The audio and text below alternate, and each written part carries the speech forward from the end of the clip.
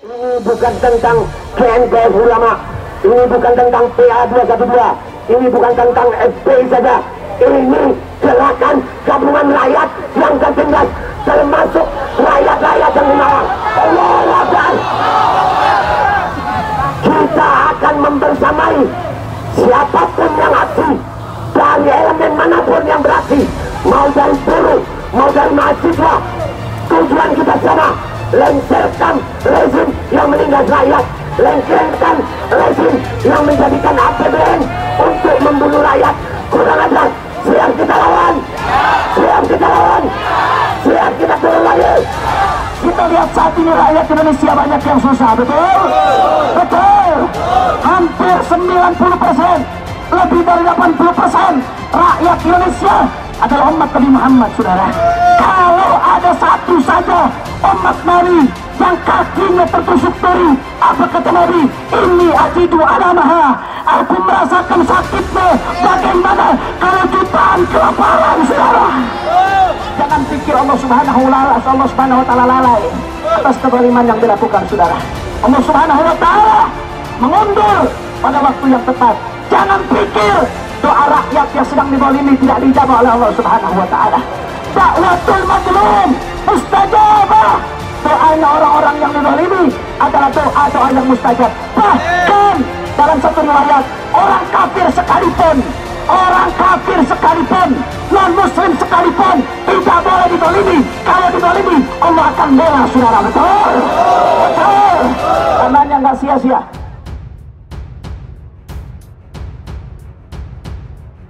Masa aksi 411 sholat maghrib berjamaah di bawah guyuran hujan deras.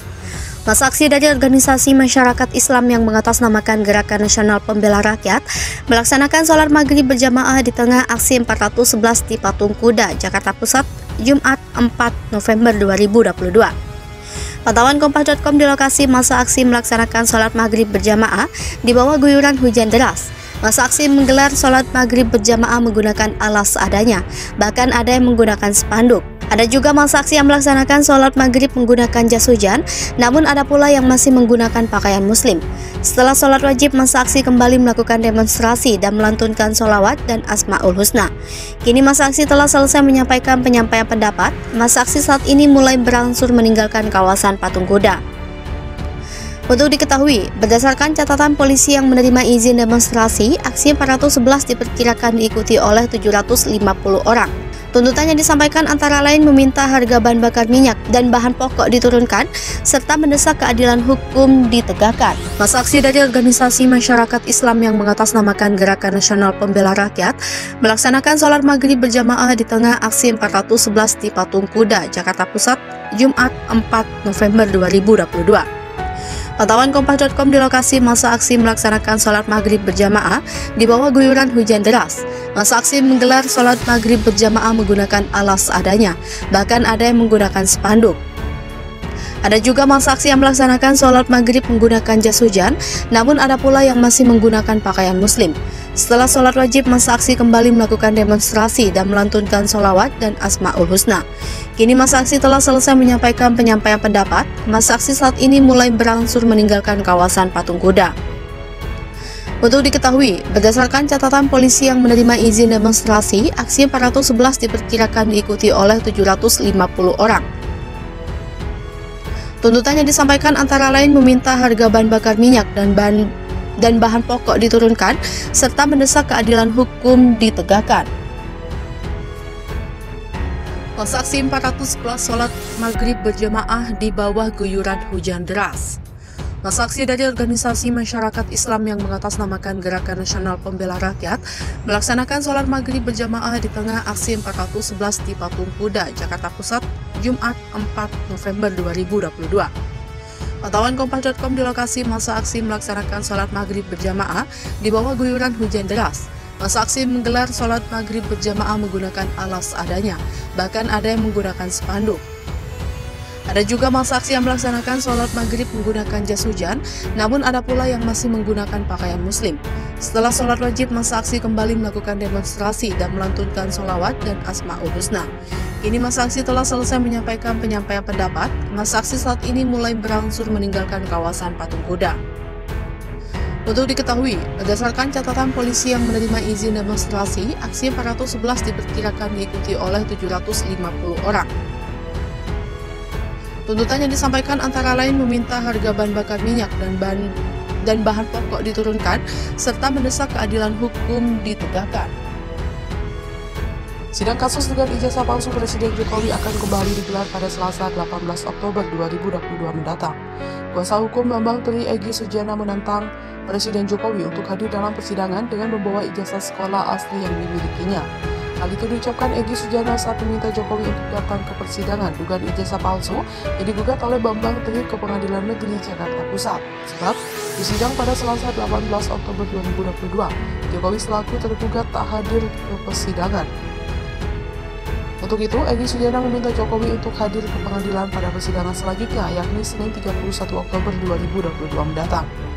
Jadi tanggal 31 dikiranya datang supaya clear masalah ini, close dengan cara bawa ijazah aslinya dari SMP dan SMA kalau universitas kita gak gugat, ujar Egy Sujana dilansir Tribun Jakarta.com dari YouTube Mimbar Tubi, Minggu 23 Oktober 2022. Kata Egy Sujana, jika Jokowi tak bisa hadir karena kesibukannya sebagai kepala negara, maka bisa saja dia diwakili oleh kuasa hukumnya.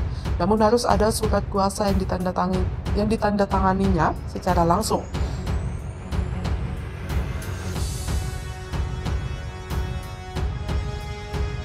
Kalau Bapak Jokowi tidak sempat karena sibuk kepala negara yang luar biasa, boleh kasih kuasa, tapi tanda tangan basah. Menurutnya hal ini merupakan aturan hukum tanpa ada sedikit pun tendensi kepada Jokowi.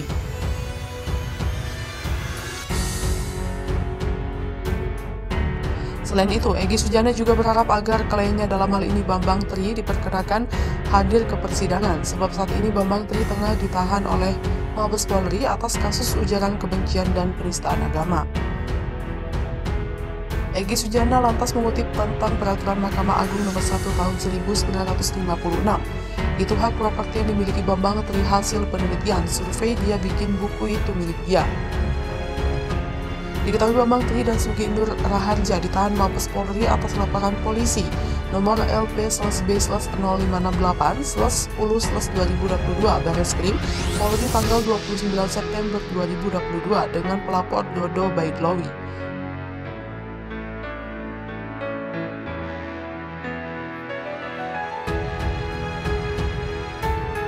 Bambang Tri Mulyono menjabarkan duganya terkait ijazah Jokowi. Ia bahkan membawa seorang saksi.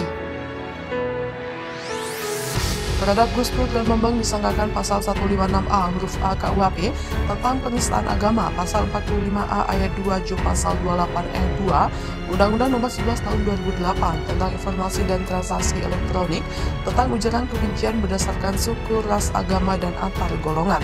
Subsidiar pasal 14 ayat 1 ayat 2 Undang-Undang Republik Indonesia Nomor 1 Tahun 1946 tentang peraturan hukum pidana terkait penyebaran pemberitaan bohong sehingga menimbulkan keonaran di masyarakat.